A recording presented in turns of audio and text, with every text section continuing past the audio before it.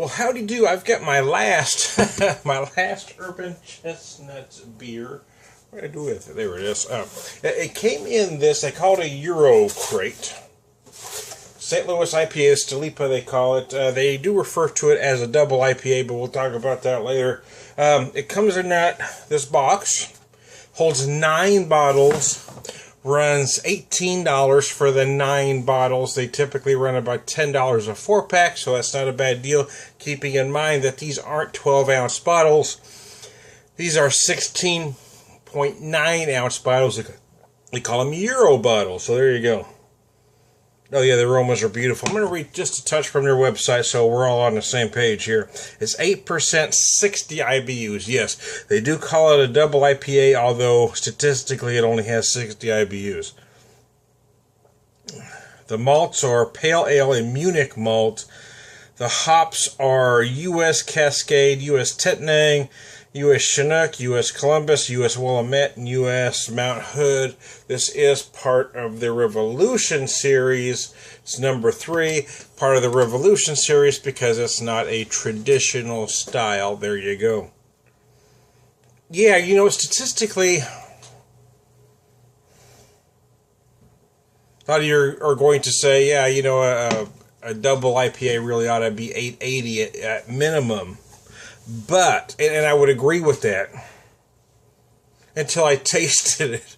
The aromas are extremely pleasant. You have big, well, early on I feel some stone fruit on the nose, as well as some citrus, some pine, some various earthy notes.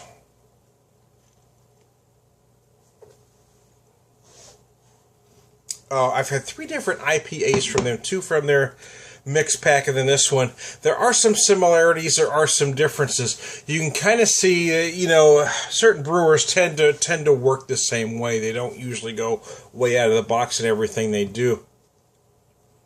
So I am finding similars in all various incarnations of IPAs.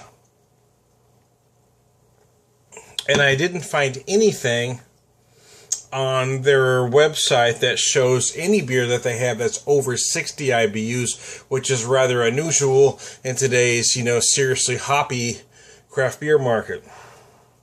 However, having said that, if I were to hand this to you and you not know the statistics on it, I don't think you would feel it was a 60 IBU beer. It feels about as hoppy as most double IPAs out there.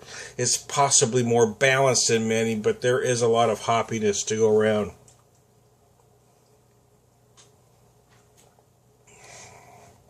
They have done, I looked at some of my notes. I didn't watch all my videos I've done several videos for this beer because the stats have changed on it over time. So clearly they are making changes as they go. But nevertheless, this really is a fine version of a double IPA if you want to consider it such. Some are just really going to consider this. I wish they just take the double off at 8%, 60. Just call it, you know, a Midwest IPA. It's big in ABV. 60 IBUs is pretty standard for a standard, or you know, for a regular IPA.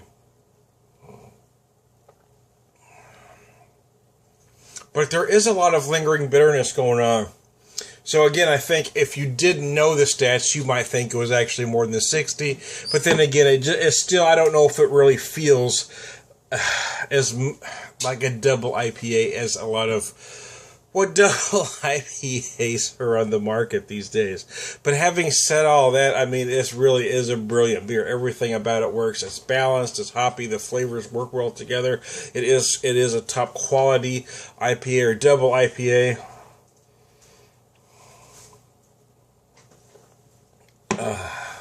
I think that's the problem with a lot of them. There are many that I like. Some of them tend to get too busy.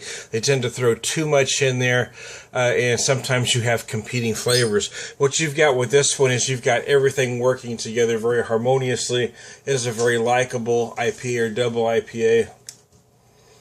The flavors are nice. It actually does feel, again, if I didn't know it had 60 IBUs by looking at this, I would probably think it did have 80. because that's how my palate feels.